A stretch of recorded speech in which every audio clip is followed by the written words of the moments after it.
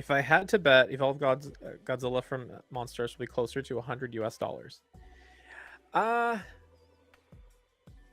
was the G72 100 US dollars? He was, right? 110 tops. Yeah, I don't think it'll go. I'd be surprised if it goes to 110.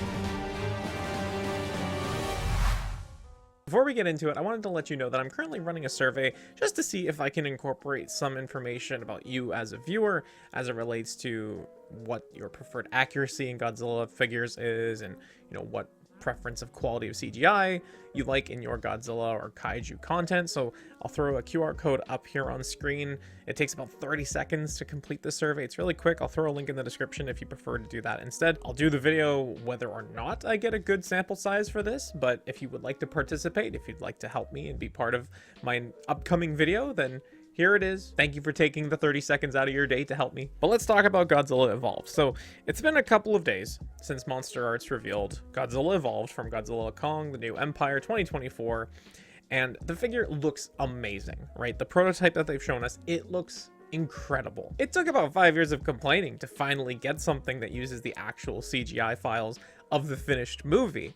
But here it is, and the reaction from the community, just in terms of the appearance of the figure, has been widely positive, hugely positive. Steven's happy, and when Steven's happy, I'm happy. It seems that folks are really psyched to finally have a MonsterArts Monsterverse release that looks like the thing they saw when they sat in the theater. And for the first time in 2 years, even if ever so briefly, there seemed to be a pause in the highest sweep discourse, and the conversation moved toward finally, both companies are putting out products of really high quality. And once we moved past this initial reaction of, wow, this figure looks amazing, then we started to really take in the fact that this was going to be a Bandai Premium release with a Bandai Premium price tag. That's right, 14,300 yen.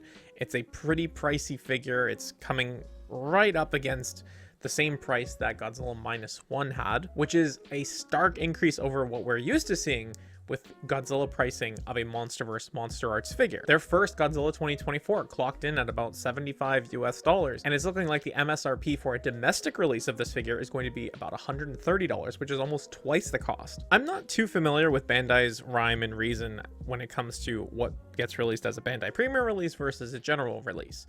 The last few premium releases, I believe, have been the reissue of Mogera that's coming up, the Sally Dock version. There was the Space Godzilla variant with the colored crystals and the damaged shoulders, those accessory pieces. It always seemed to me like a Bandai Premium release was meant to be a special reissue / variant of an established character.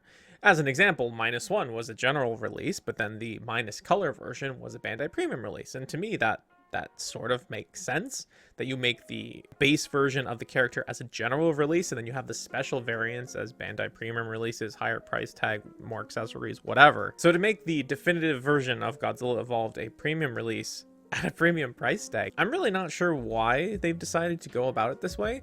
Maybe they feel like it's not going to be that popular of a character, and so they're making fewer units. I'm really just shooting in the dark here. Put a poll up on my channel. I got about 1,600 people responding to it, and it was pretty much split down the middle. 50% saying that they'd buy the MonsterArts, 50% saying they'd buy the Haya. Had a few people asking why there wasn't a both option in the poll, and that's because this is wartime and you need to pick a side, coward. And in the comment section of that poll, there were quite a few people who were like, yeah, this figure looks great, but that price tag is really staggering. And I'm very sympathetic to this. I mean, at my local e-tailer up here in Canada, I can get 3 Haya figures for approximately the same price as this Godzilla Evolved. Harold over at the Figure Mania show ran his own poll. He got like 5 times the sample size that I did.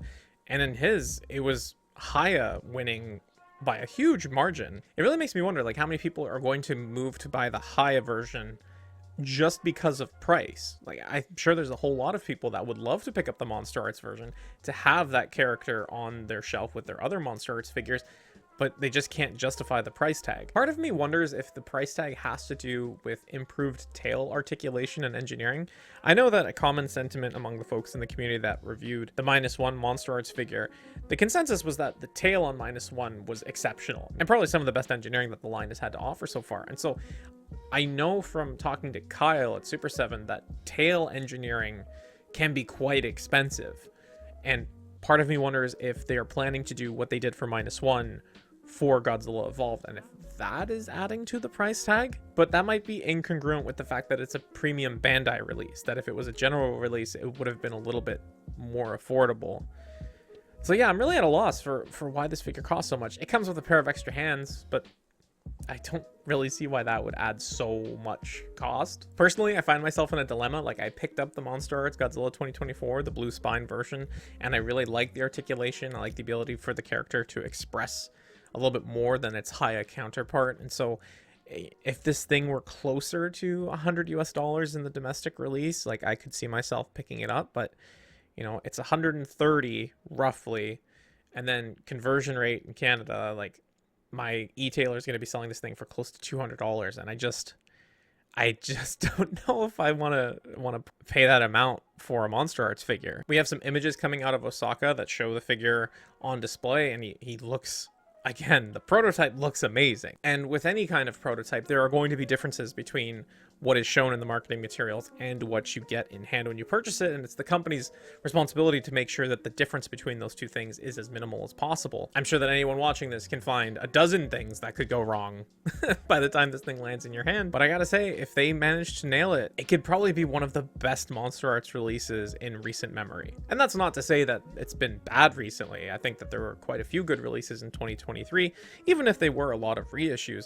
It just seems that sometimes the conversation gets washed over by a couple of bad apples. As much as I love Iris, I am not forking over 400 Canadian dollars to pick up a MonsterArts figure that has some problematic engineering. My hope is that this is a sign for things to come in terms of aesthetic and accuracy when it comes to MonsterArts' Monsterverse offerings. I saw that they've teased a Scar King figure.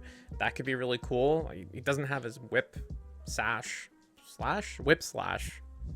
in that promotional picture, and so I'm curious how they're going to handle that. If they're making Godzilla a Bandai Premium release at this higher price tag, then I can only imagine that everyone else in the cast will also be a Bandai Premium release. And if Scar King is going to be a figure that is smaller than the MonsterArts Kong, it really makes me wonder what they're going to price him at. And don't even get me started on what Shimo is going to be priced at. So all in all, I'm very happy that it seems like for those who want a more affordable option, Haya Toys has got you there. For those who are looking to continue their premium collectible collection of Godzilla figures, MonsterArts seems to be really coming in and saying, okay, we're going to go for movie accuracy now, even if it means taking us a little bit longer. There is sticker shock to be had here for sure.